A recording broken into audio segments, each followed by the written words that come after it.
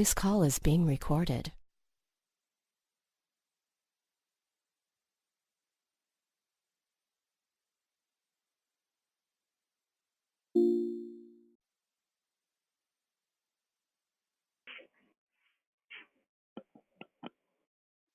Welcome to the Executive Prayer Line. Today is January 4th, 2020. The title of the message is Standing in Expectation, and we may change the title, but right now, Standing in Expectation. Okay, so some scenarios that we are going to talk about on how we've already received blessings and what God has already done, and how we sometimes treat what God has already done and don't realize that that is the blessing. So when you have, I'll give you an example, kids, especially boys. When you have kids, you're changing diapers, you're running around stepping on toys and picking things up and screaming, and the whole fiasco that happens when they're little and when they start walking. And then what happens is, as they start getting, growing through their next sets of clothes, and then you get them to the middle side, towards elementary school, and then you, some kind of a way in cleaning out or in the washing machine or whatever, you find a baby sock, the little bitty socks that you used to have when they were little bitty. And you remember how fleeting they're gone. That's gone. That time is gone already. They're now where they are. And then they start making you, when they've made you gifts at school, and they are making you those little things where they put their hand in. I think those things are wonderful, but they put their hands in those little clay and they let it dry, and they put to mommy or whatever they put on there, and they have, but their hands are so little. But at the time, you were thinking of how big they've grown, but they've grown past that, and you go, oh my God, I remember when their hands were this little. And again, you're recognizing it after you're recognizing the blessing after the fact. And then when they have, one of my friends, when her son got married, she said that before he said his vows, he turned and he looked at her, and because it was a leave and cleave moment, and he turned and looked at her, and she and she said she just felt the whole thing happen. And she said that it was just that it was, again, it had just came in, like it was years, 20 something years, but it was like a moment in time. It was gone. It was there and it was gone. And so just by the way, when you guys have kids or you have grandkids, when they make you pictures, what I used to do and what I would tell and I really believed it, because I thought some of my kids' pictures were just like Picasso's. They were masterpieces. They really were. They were really beautiful, the way they would capture their, not the little bitty ones, but right in elementary school, they used to paint fish and hillsides. They were just spectacular, beautiful, really beautiful, because both of them are in art now, but my daughter would just make some beautiful. I still have it. I would frame it just like I have other paintings and things that I frame. I would take their stuff and frame it and put it on the wall right next to the masterpieces.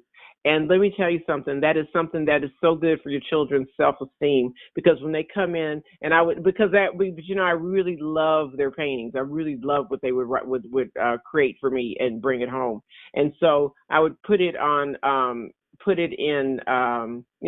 it. I couldn't frame all of them because they were bringing them all the time, but some of them I would frame them and stick them on, and I still to this day still have them on the wall. And they have, but when a child comes in to the living room and you have one of their paintings in a frame sitting on the wall as if it is a Rembrandt, they really get excited. They really realize that they're getting ready to go somewhere. I'm telling you, it's one of the best self-esteem boosters you could ever do. And for your grandkids, when they make something, frame it, buy a big, beautiful frame, and the glass in front of it and everything, have them sign it and stick it on the wall right next to the other ones. You will be surprised.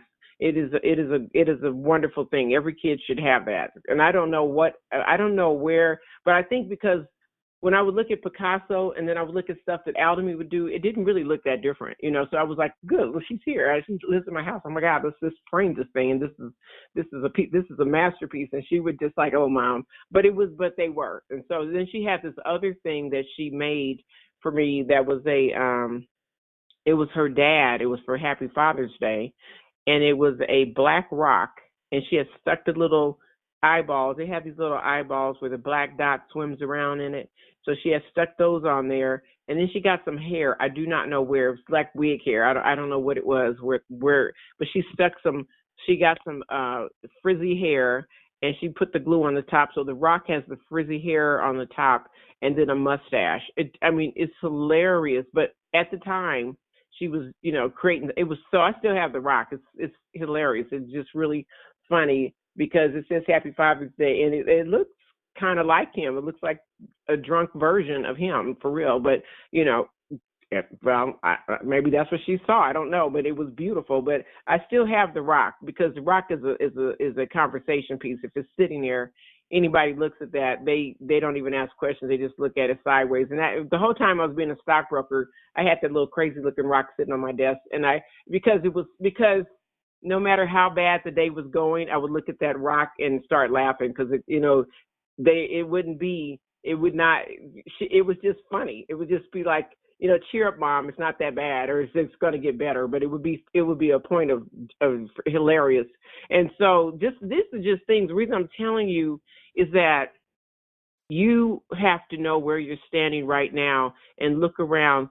Something as simple as, I'm going to get over to this other point.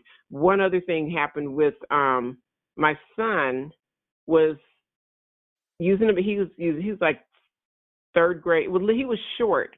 He was short enough that when he used the bathroom, his feet couldn't touch the ground. But he was too big for a potty, but just barely able to get on the big toilet. And he was looking at these reading a magazine while he was reading a kid's magazine while he was sitting on the toilet, and he was going, "This is a really big alligator." And I was going, like, "How do you know it's a really big alligator?" And he says, "Because it goes all the way to the end of the page." And so I was like, now, reason I'm laughing, of course, his perspective, you can take a little bitty alligator and blow the page up, but his perspective was he was having a regular adult conversation, but talking about kid stuff. He said, because it goes all the way to the end of the page. And I was going, oh, wow, that must be a really big alligator. You're right.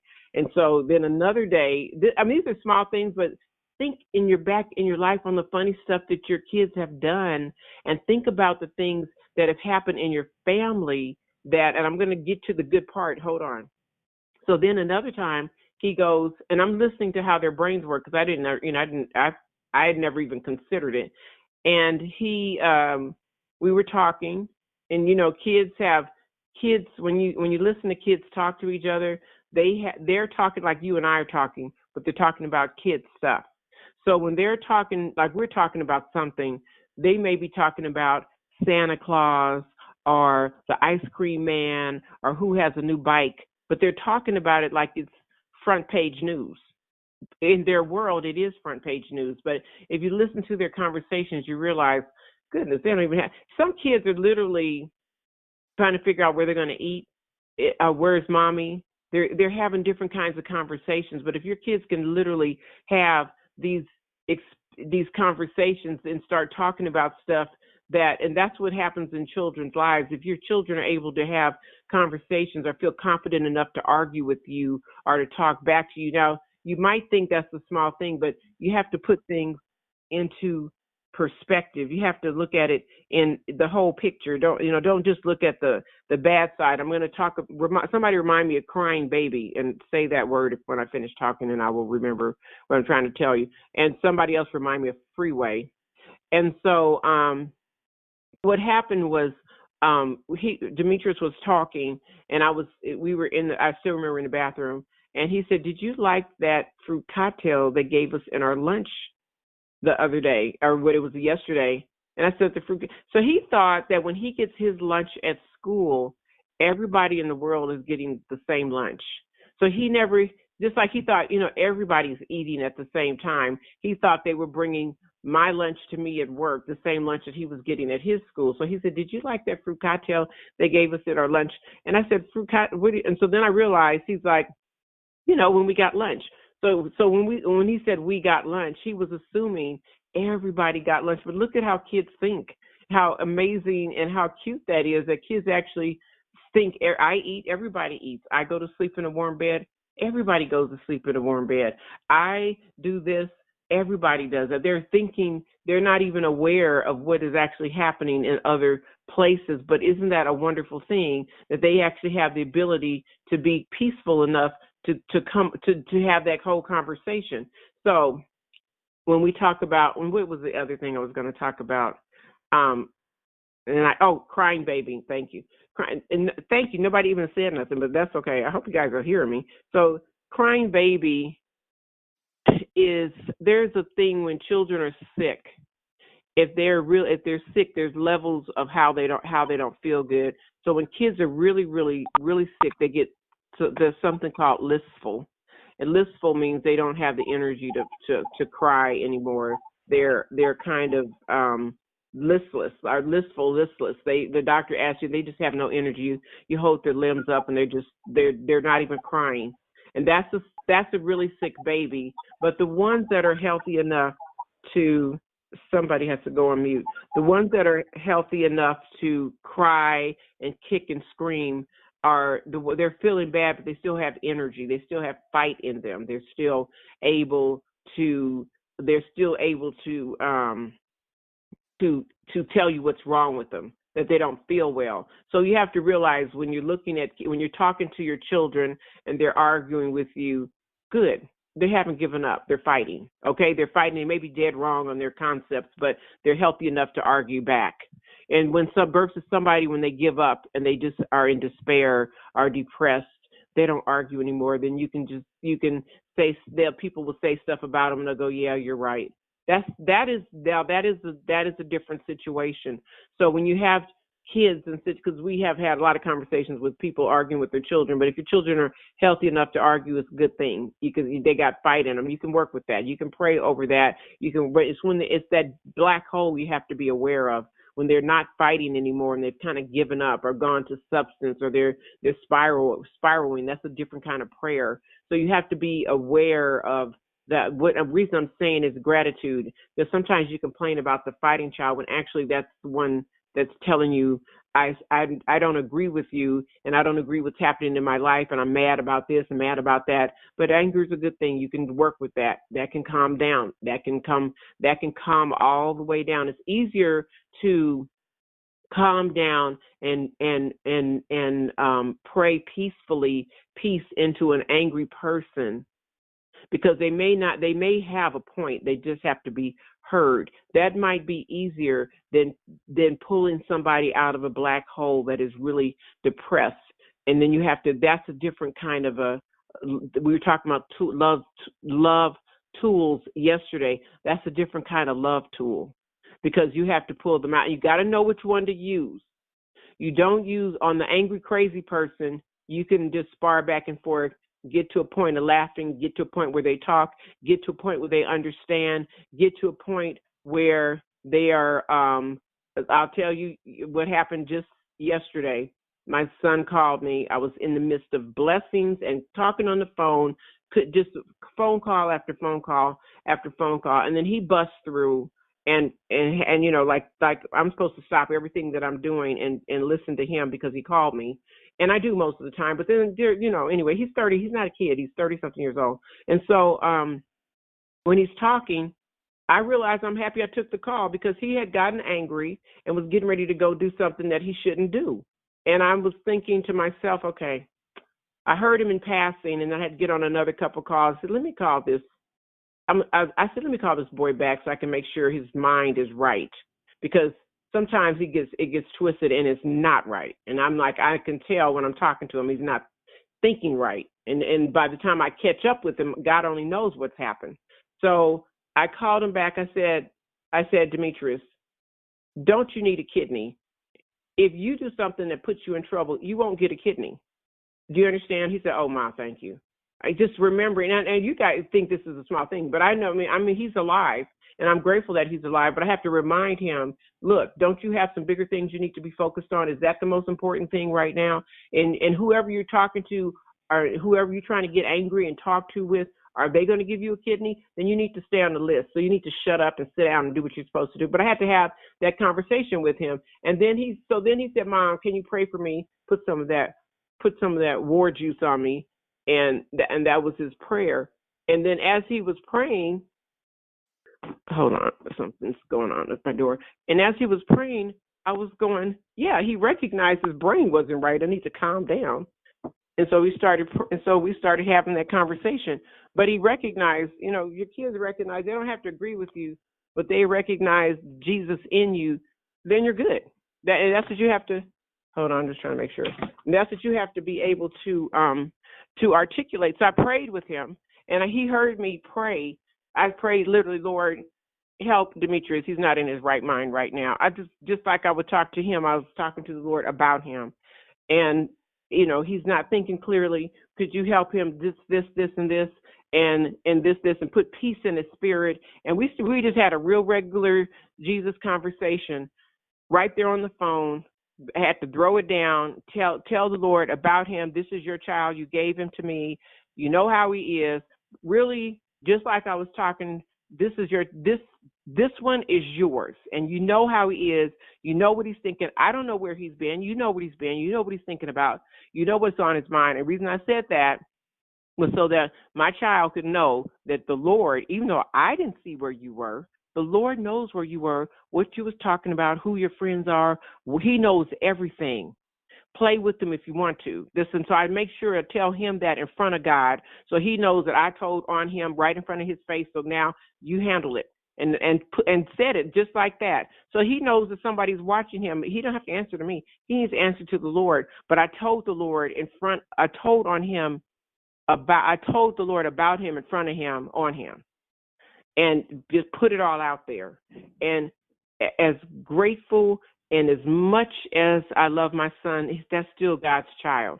So bringing it into current times, when you go through your day, you're going grocery shopping, you're talking to people on the phone, you're watching TV, there's something called moments. And when I say moments, there's things that you don't realize how important they are until they're not there anymore, or until they're suspended. So something like husbands hate to go shopping sometimes with their wives. But in this, I'll just walk you through this real quick. If they've been doing this habitual behavior, we go shopping on Saturdays, we do this, we do that. You never stop and think how valuable. Hello? Huh? Can you guys hear me? Yes. Yeah. Okay. And you never stop and think of how valuable. Okay. You never stop and think of how valuable that moment is, because you just go through it all the time. You go to the store, you buy. Let me just walk you through something. Anybody can be child. It can be child, son or daughter, sister, mother, spouse, best friend. It could be anything. If you go through the store and you always buy the specific thing for them, it becomes part of your habit. Think of the things you do on a habitual basis that you take for granted, your day-to-day activity. That's your garden of blessings. You're in your blessing. You're in the day-to-day activity that you go and do this for somebody, or somebody that you call, or somebody that you talk to. God has blessed you. That is your blessing. Because, let me explain it. When Mark died, I used to sit in traffic and we would be complaining. We got to get to the gig. We would be complaining. Oh, this is terrible traffic. Just whining and complaining. And there was a time right after he passed, when I was sitting in traffic, and I said, what would I give to be sitting in traffic and for him to be alive, for me to even complain to traffic about? What would I give for that? Somebody needs to go on mute. Hold on. What would I give for that experience? I'm putting you guys on mute. What would I give for that experience? And I didn't realize it until after. And then you have things that you think that are so simple to do, but you have blessings right now that you're looking at that you don't realize that this doesn't have to be. I don't have to pick up the phone and my child answers the phone. breathing. I don't have to pick up the phone and mother, sister, brother, etc. answers the phone breathing. You're assuming. That doesn't have to happen. You could be wanting to call them and can't call them. You could be wanting to scream, turn down the radio, turn down the TV, and there's no TV on because there's nobody in there. You could be having an experience completely different than the one you're having. So where you are, pay attention to this is your garden of blessings. God has already blessed you with so much already. The fact that you can get somebody on the phone and argue is a blessing. Not the arguing part, the fact that they're alive to speak into their lives. The fact that you don't take that day for granted. You don't know. You really don't know what that actually means. The fact that they're there to complain about, because something as simple as going through the store, somebody likes a specific type of milk or a specific type of fruit or a specific type of Jell-O or whatever it is you're buying, and you always buy it for them. And then you go to the store in your habitual behavior, and you go in and you buy that Jell-O or you buy that milk because you always buy it. But then you realize when you get home, they're not there to eat it. You didn't even need to buy it. Then it starts to hit you what you had, and you don't realize what you had until it's not there. So and this is wisdom. What I'm telling you is wisdom. If you could realize what you have while you are in it. If you're trying to fix something and pray over somebody, that's a blessing. You have, babies come with dirty diapers. People don't realize your blessings come with the baggage that comes with the blessing.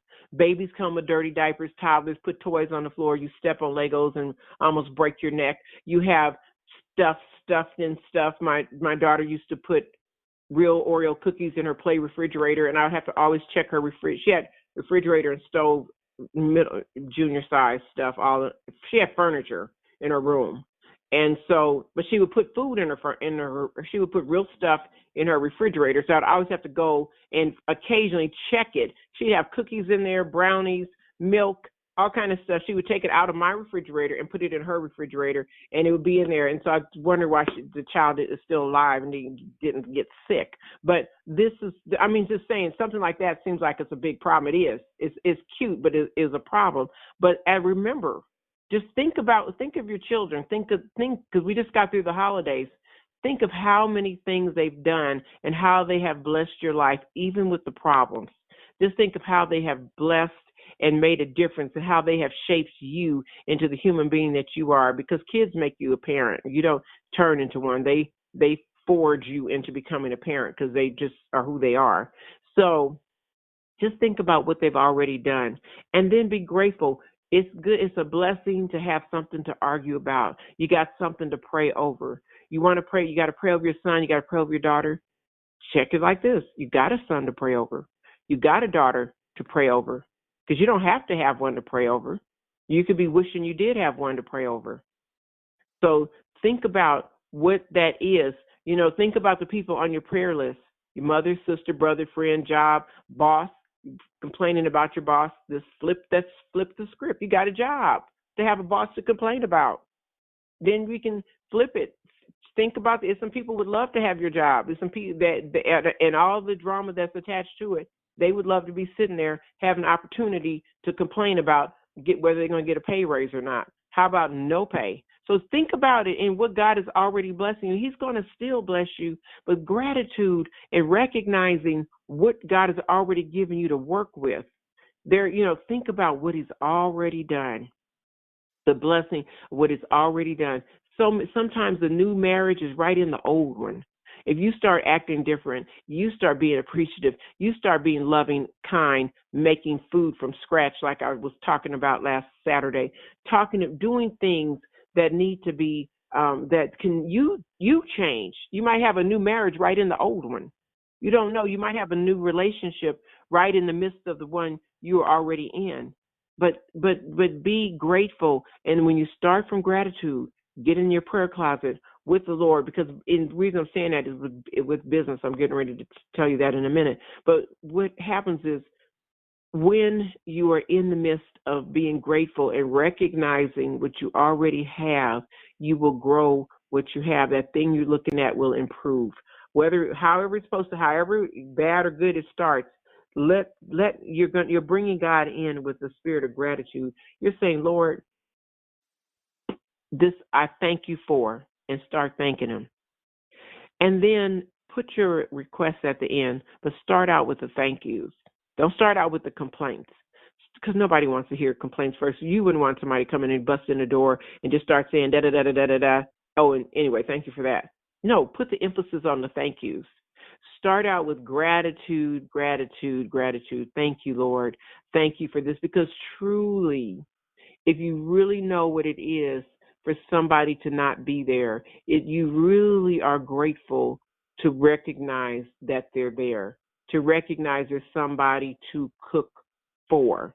You're washing clothes, there's somebody to wash clothes for.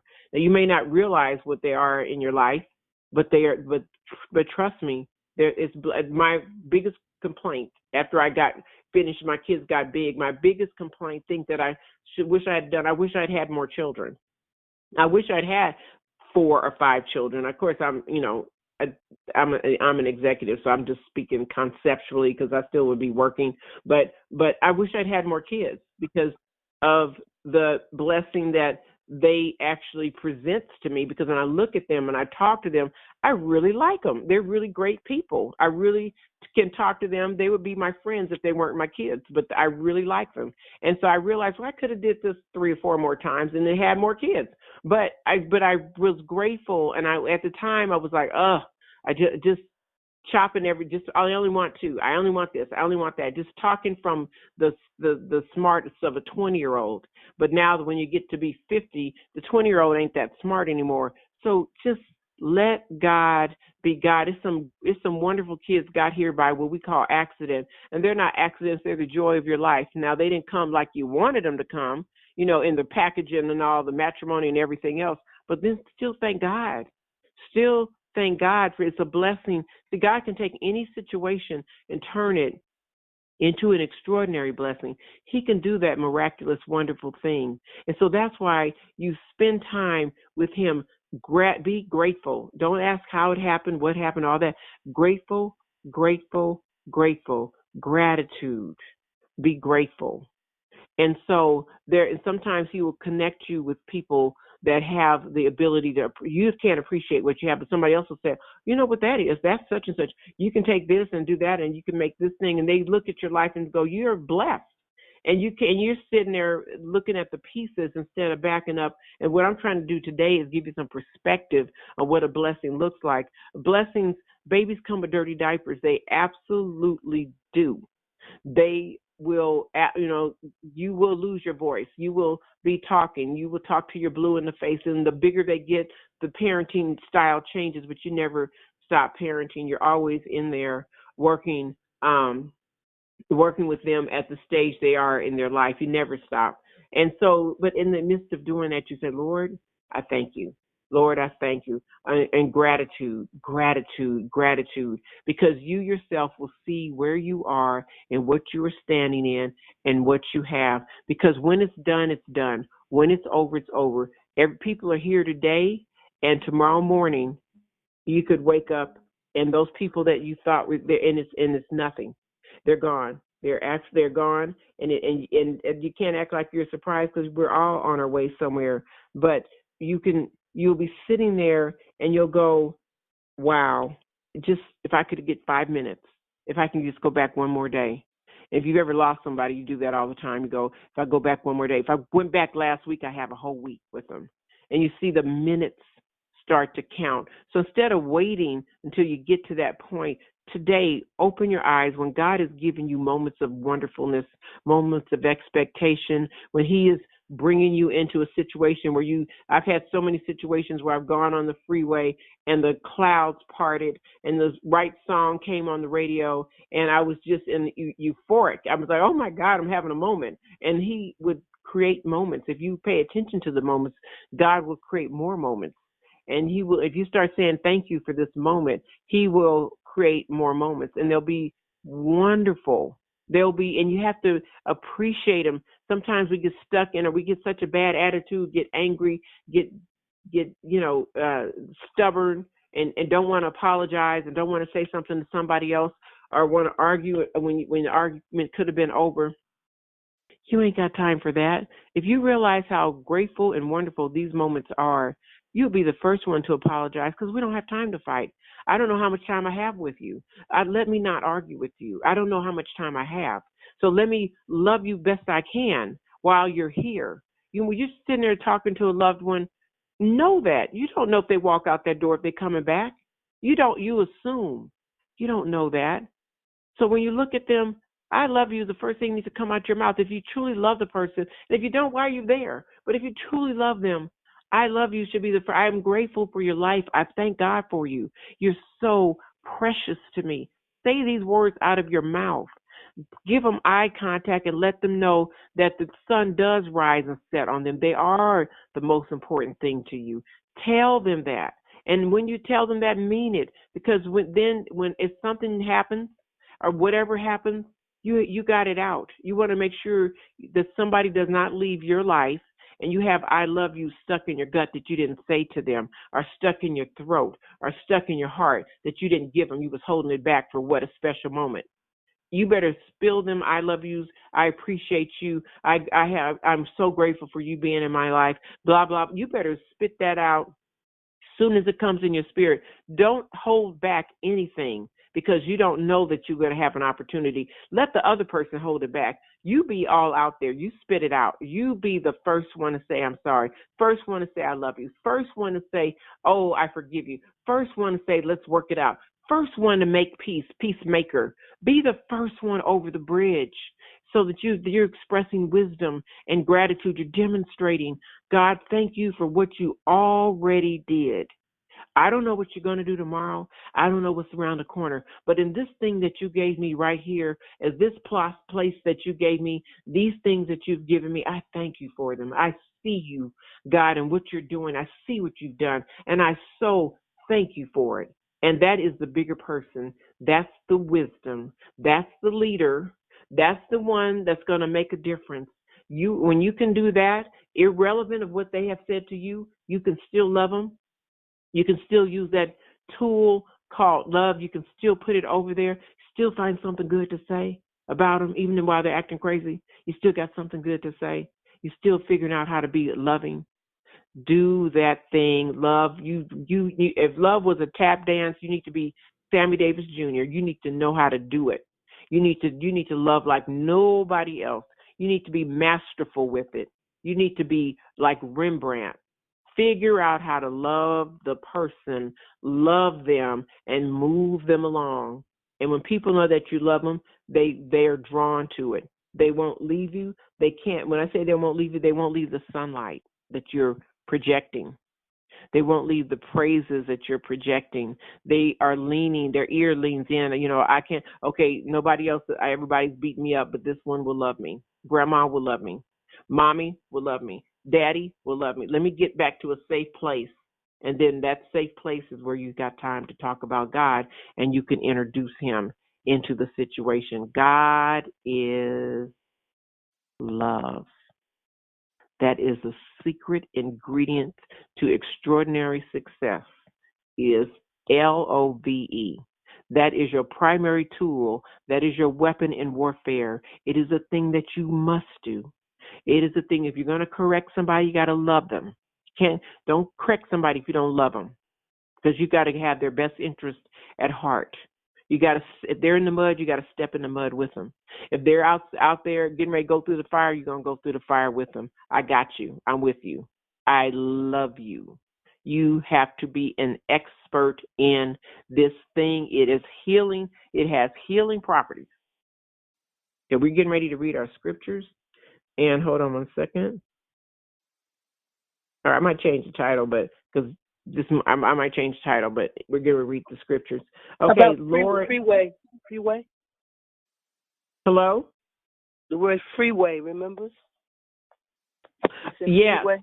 Oh, thank you. Freeway. I told the story, but freeway was when I was realizing that I used to complain, like I said, the Harbor Freeway here in Los Angeles. I used to complain about traffic, and so and this is real.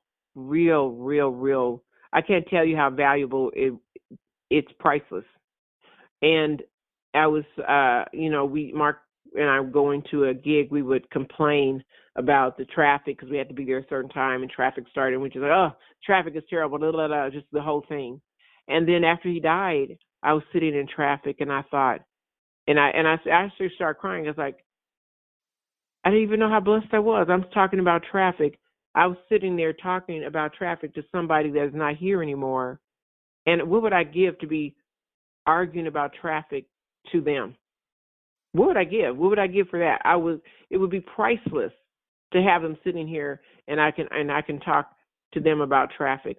It's just, what would I do? And so I was thinking about that. And so even today, modern day times, I have, different ones will argue or they'll just be fussing. And I would think, and I, like when babies fuss, you don't sit there and be all upset. Some of it is adorable because you really realize in the context of everything, it's not that big of a deal. We'll get past it. It's okay. We can put it all together. We'll figure it out. That's the bigger balcony view of that's what that was. Thank you for Vivian for reminding me. That's what that was about.